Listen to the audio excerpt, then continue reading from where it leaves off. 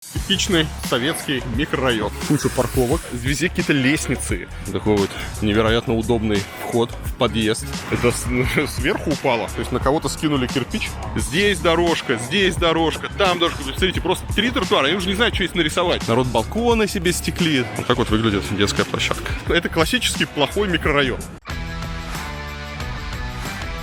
Итак, друзья, я собрал ваши рекомендации, какие районы посмотреть в Минске. Собирал я, кстати, в Инстаграме. Если вы вдруг на меня еще не подписаны в Инстаграме, срочно исправляйтесь. Я там просто Варламов, легко запомнить, найти, потому что я очень часто спрашиваю у вас совет. Так вот, я спросил в Инстаграме, какие районы посетить в Минске, на что сделать обзор. И теперь еду по советам. Первый район — это Минск-Мир.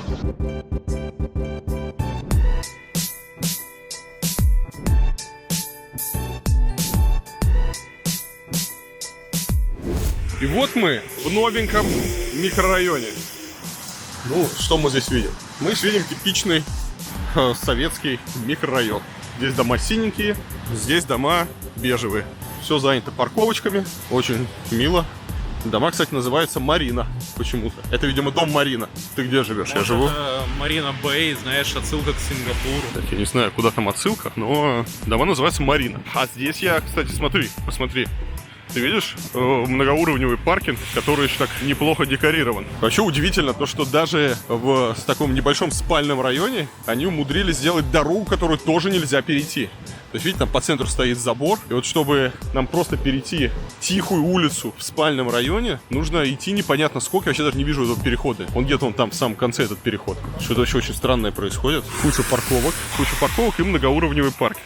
Ну, знаете, что характерно, абсолютно все заставлено машинами. То есть сделали кучу мест для парковки. И плюс еще сделали многоуровневый парк, который стоит, естественно, пустым. Это вот проблема всей бесплатной парковки, что, естественно, никто не будет платить за парковку, пока машину можно вот так вот кидать и пока столько парковочных мест. Но вот сама парковка, она вот эта вот надземная, многоуровневая, она неплохой архитектуры, на удивление. Что вообще большая редкость для наших краев. Вот мы сейчас с вами идем, и непонятно, вот с какого момента начинается двор. Из-за этого люди не относятся к этой земле как к своей. То есть это какая-то общая земля. Вот это вот, где вот двор этого дома, а где двор этого дома. У них все вот здесь все общее. Вот это все общее, а как мы знаем, общее это ничего. Соответственно, люди за этим не ухаживают, они не считают, что это их земля. Эта территория быстро приходит в негодность. Вторая проблема, да, это, ну, самое главное, то, что дома стоят на очень большом расстоянии из-за высокой вот этажности и типа вот формат такого застройки. Образуется много пустырей. То есть вот вся вот эта вот земля, она у нас никому не нужна. И за этой землей, опять же, непонятно, кто будет ухаживать. Вот у меня главный вопрос, когда вот я смотрю на все эти вот безумные проекты, почему их проектируют по стандартам, я не знаю, там, 70-х, 80-х годов? Зачем делают вообще цоколь? Почему входы во все подъезды, они вообще приподняты? Почему нельзя сделать вход на одном уровне с землей? Почему везде какие-то лестницы? Почему нельзя сделать нормальный там пешеходный переход? То есть здесь вообще, смотрите, очень опасное место. Потому что здесь такой вот пандус, я просто представляю, какие-нибудь дети на роликах, они захотят здесь спуститься, они сразу вылетают на дорогу, их не видно из-за припаркованных машин, и велик риск, что они просто попадут здесь под машину. То есть нет нормального перехода. Так нельзя делать, здесь вообще нельзя делать парковку. Ну, собственно, следующая проблема вот этих вот огромных домов в том, что люди, которые там живут, они перестают общаться. Там разрушаются сообщества из-за того, что слишком много людей, много этажей, и невозможно всех запомнить, ты уже не узнаешь соседей, люди запираются в своих квартирах, соответственно, то есть там снижается безопасность, люди, если вы какой-то маленький дом заходите, то вас сразу определяют, что вы там чужак. Следующая проблема, что в таких микрорайонах, это так называемые спальные микрорайоны, подразумевается, что если люди просто спят, посмотрите, вот огромная площадь застроена только жилыми домами, здесь нету офисов, ну или их недостаточно, здесь нет никаких там учреждений культуры, здесь нет необходимого набора сервисов. То есть человек, который здесь находится, он себя не может чувствовать полноценно. Но обязательно надо отсюда куда-то выезжать. Например, выезжать в центр города. Вот в центре города, если мы живем, то у нас в шаговой доступности, там, даже в центре Минска, в 10-минутном пешем радиусе у нас будет необходимый набор сервисов, чтобы нам там полноценно жить. Там будет хорошее кафе, ресторан, там какая-нибудь библиотека, магазин, там какие-то бытовые услуги. У нас там все будет, и мы можем совершенно спокойно там жить, никуда не выезжать. Вот такие районы, которые исключительно спальные, они провоцируют маятниковую миграцию, то есть обязательно отсюда нужно куда-то уехать. Такая резервация, где полноценную жизнь вести нельзя. Да, поскольку такие районы, они строятся на окраине, и здесь не продумывается, никакие другие типы недвижимости не предусматриваются. Здесь недвижимость преимущественно жилая. Это огромная нагрузка на транспортную систему города. потому что каждое утро отсюда все ломятся в центр. Потом все удивляются, откуда пробки. Выбраться отсюда зачастую можно только на машине, потому что общественный транспорт плохо развит или нормально не справляется с таким огромным потоком людей. И в будущем, конечно, это будет огромная проблема для города. То есть люди при первой возможности из таких районов, они переезжают куда-то в более комфортабельное жилье. Это классический плохой микрорайон. А если у вас возникают вопросы, почему это плохо, пройдите по ссылочкам в описании к этому ролику. Ну, то есть вот это все сделано просто вот для галочки, да? Стоит такая вот самая убогая детская площадка, такая вот цветастенькая, городок этот Ксиловский, блин, этот Ксил, зараза. Даже до Беларуси даже добрался, до Минска. Кто-нибудь объясните, почему все деревья погибли у них? И вот кто за этим, вот зачем это все? То есть кто будет за этим вообще ухаживать? Зачем вот эти огромные куски земли между домами, которые вообще никак не используются?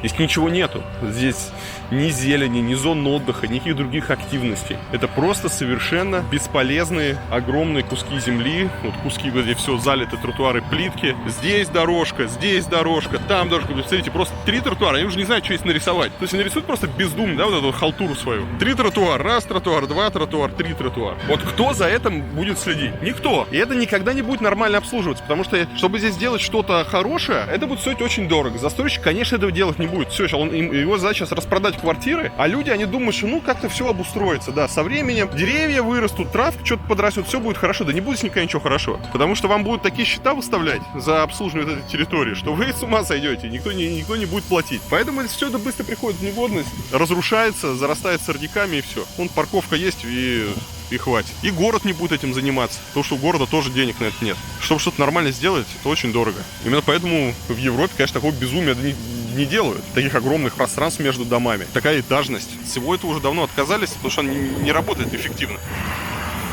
Это сверху упало. То есть на кого-то скинули кирпич. Да, ну из-за того, что предложения на рынке мало, народ, конечно, будет это все покупать, и из-за неимения там лучшего будет думать, что это хорошее жилье. Но это все очень скоро, быстро поменяется. Потому что сейчас на рынке все больше и больше нормальных предложений, поэтому, думаю, это долго не будет.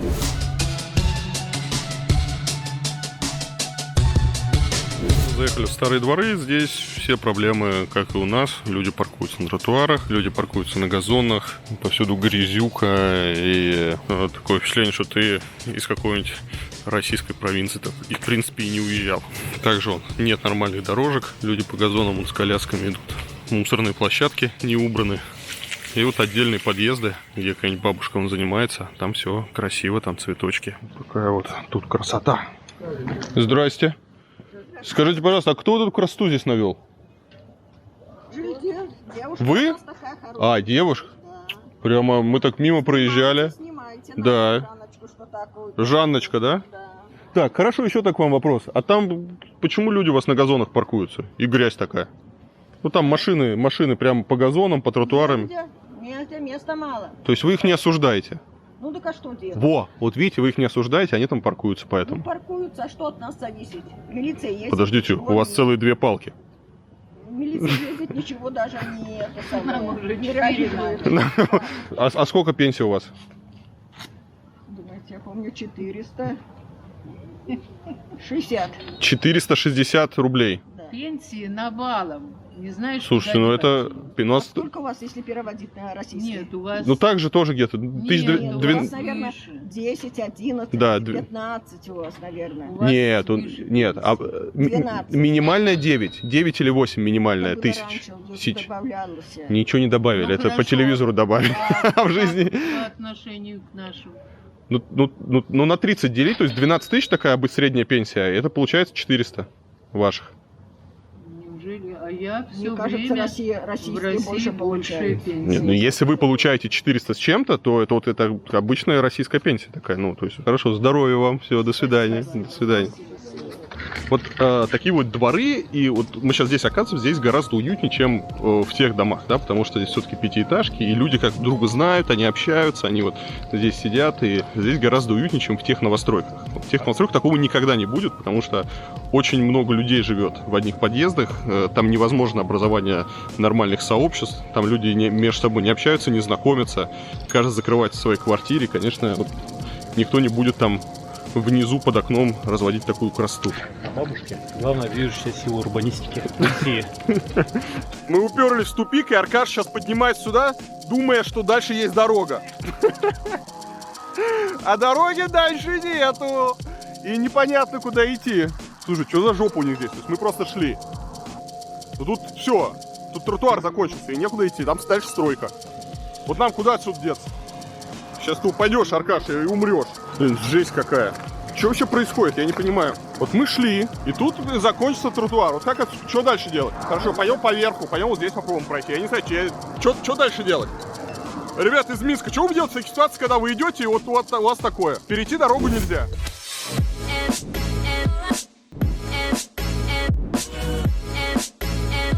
Мы продолжаем, друзья, с вами смотреть на новые районы Минска. И вот, я думаю, вы узнали, это фантастическое здание Минской библиотеки. А значит, мы приходим в район, который называется Минск-Маяк. Так, ну что, потрясающий район, который почему-то местные жители говорят, что это плохой район. Ну, посмотрите, во-первых, есть всем где припарковаться. Это ли не чудо? Во-вторых, отличные многоэтажки, из окон которых открываются наверняка хорошие виды. Даже не знаю, что здесь людям не нравится. Здесь вот какие-то невероятные входы в подъезды на уровне 2-го этажа почему-то. Я не знаю, как это получилось. Это очень странно выглядит. А еще почему-то все указатели домов, они в разном дизайне. Такой вот невероятно удобный вход в подъезд. Вообще первый раз такое вижу. Обычно такие высокие подъезды где-нибудь на севере, например, в Якутии, где вечная мерзлота, дома стоят на сваях.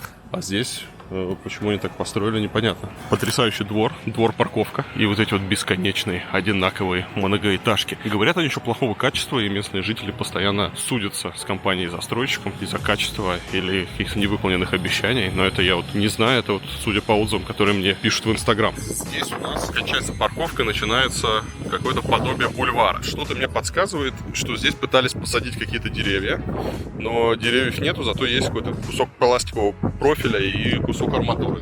Торчит, зачем он торчит, непонятно. Может быть, Антон знает, зачем торчит. Это Антон. Она там тоже торчала. Там тоже торчала арматура? Торчала, деревья держала. А где деревья? Деревьев нет. А тут деревьев хотя бы нет, да. Вообще здесь какой-то с этими вот с арматурой торчащей все очень странно, я не знаю. Это какой-то заборчик. Это все сделано для защиты вот этой вот елочки. Слушай, вот посмотри как. Здесь целая такая была проведена спецоперация, чтобы защитить маленькую сосенку, которая, она единственная, она как последний вот тигр в тайге. А это вот также последняя сосенка, которая здесь осталась, она еще вот выжила. Ее защитили. Там тоже вот профиль и арматура, и вокруг такой вот заборчик из арматуры с какой-то проволокой. И еще налепили такие целлофановые бантики, чтобы все видели. Это бесконечно мило. Вот люди заботливые. Так, а здесь видно какие-то небезразличные жильцы. Или, возможно, это крошка Амели. Мне кажется, какая-то организация, которая в этом подъезде базируется, она сделала здесь такое себе благоустройство, чтобы было не так убого. Какие-то примитивные детские площадки, как обычно, самое дешевое, что можно было купить и поставить на асфальт. В общем, все это как-то бесконечно уныло. То есть даже вот отсюда, уже даже не хочется здесь ходить, что-то это обсуждать, потому что, понятно, чудес не произойдет, это очень плохая недвижимость, плохая принципиально. Здесь даже не вопрос архитектуры, это вопрос вот формата застройки. Сегодня так, конечно, в нормальных городах, где думают о людях, сегодня так не строят. Почему-то в Минске такое вот появляется, и это, конечно, очень плохо. Да, друзья, я еще раз вам напоминаю, что в описании к этому ролику будут ссылки на подробные разборы подобных проектов в России, где я объясняю, почему подобные районы потенциально в будущем будут превращаться в гетто, что с ними делать, почему это плохо. Пожалуйста, посмотрите, чтобы я уже не повторялся каждый раз одни и те же тезисы, потому что постоянные зрители моего канала все это так хорошо знают. В общем, формат у каждого дома одинаковый. Помойка, парковка, все залито асфальтом. И какая-нибудь там убогая детская площадка стоит в центре. И я совершенно не понимаю, почему здесь входы в подъезды на уровне 2-го этажа. Зачем они городят вот эти вот огромные лестницы, совершенно неудобные. Выгул собак запрещен. Да, нужно больше запретов.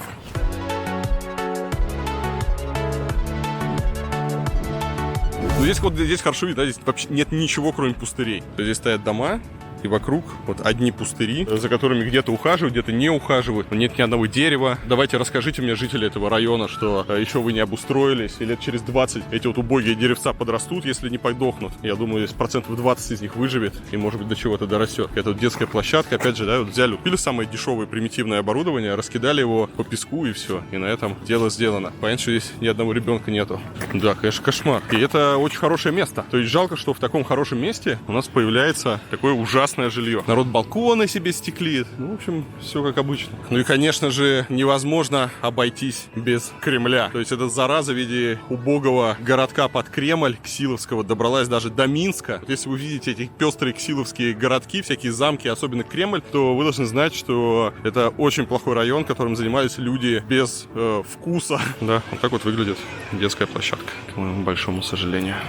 Здесь находиться можно только от безысходности. Ты вот спустился с этого подъезда, посмотрел на этот запаркованный двор, на эту вот убогую детскую площадку, на эти гигантские какие-то просто засеянные травой, заросшие сорняками и так называемые газоны. И что здесь делать? Здесь можно находиться только от безысходности. И, конечно, любой человек, у кого есть хоть как малейшая возможность, он отсюда уезжает. В какой-нибудь парк гулять, там, в центр города гулять. А как раз плюс хорошего района, ты из этого района, наоборот, не хочешь уходить.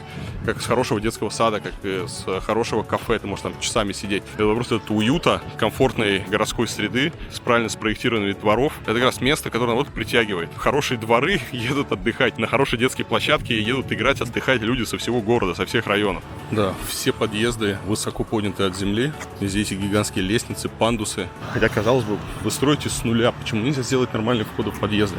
Почему нельзя сделать нормальные дворы без машин? Это уже не какое-то чудо. Это, обратите внимание, да, все голое. Практически нету деревьев. А если есть, то это просто какие-то очень молодые саженцы, которые непонятно вообще не выживут. И здесь еще раз, друзья, хотел бы вам напомнить, как китайцы делают свои новые районы. Там есть масса вопросов к формату застройки, ко всему остальному, но просто посмотрите, как китайцы делают озеленение. Посмотрите, как сделаны дороги. Посмотрите, насколько густая растительность. Просто они все засаживают какими-то лесами. Они сразу высаживают взрослые деревья. И это дешевое жилье на окраине Шанхая. А в Минске это прямо супер место, недалеко от центра, около вот библиотеки.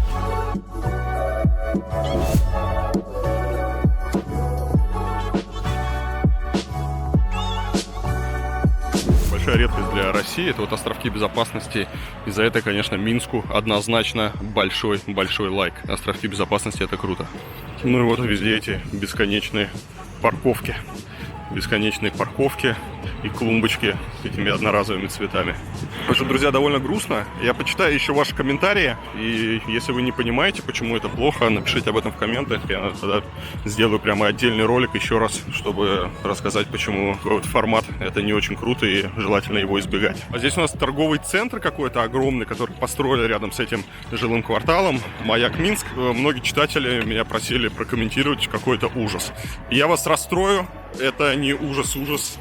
Это просто какая-то бездарная... Ну, это просто плохая архитектура, но учитывая то, что он стоит в очень плохом районе, то это не такая уж большая проблема. Просто, здесь плохо все. То есть здесь плохой этот торговый центр, плохой жилой район, который за ним построен. То есть в плане архитектуры это все очень слабое. Я, кстати, не очень понимаю, вот это вот Дана, это же какие-то вот эти вот сербская компания, которая все это дело делает. Почему они не приглашают нормальных архитекторов? Почему они что-то делают такое в стиле ранних 90-х, когда еще не было никакого опыта, не было представления, как должны выглядеть дома, там, торговый центр. То есть, сейчас уже стыдно такое делать. То есть такой вот привет из дремучих 90-х. К сожалению, этот привет передает Минск. И вот здесь напротив такая уже поздняя советская застройка из 9-этажек. И этот район, конечно, выглядит куда лучше. Во-первых, здесь много зелени. Только, пожалуйста, не надо мне рассказывать, что вот в вашем Маяк Минске рано или поздно тоже будет много зелени. Этого не будет там, потому что там деревьев нет. Там 3 чахлых дерева посадили, которые большинство подохнут и просто не доживут до взрослого состояния. Здесь, конечно, формат вот это то, что малоэтажная застройка. Здесь хоть приятно находиться. На контрасте очень хорошо все видно. Здесь нет такого количества парковок, этих безумных. Конечно, парковки есть, но из-за того, что здесь гораздо меньше жителей, эти парковки, они не занимают весь двор, и то есть во дворе много зелени. Ну и, кстати, вообще почти всегда вот эти вот старая советская застройка, она выглядит лучше, чем новая, то, что делают сегодня.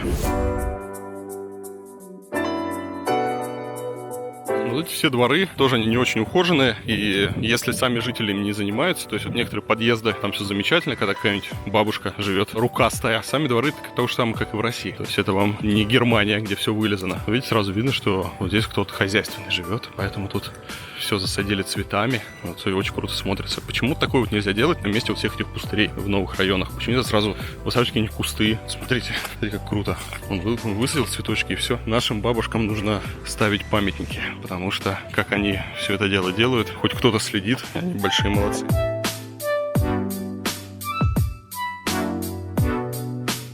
Так, это мы вернулись в Маяк Минск. И это вот такие центральные здания этого района. Я так понимаю, вот за эти здания все этот район так более-менее любят. Потому что здесь есть фонтан.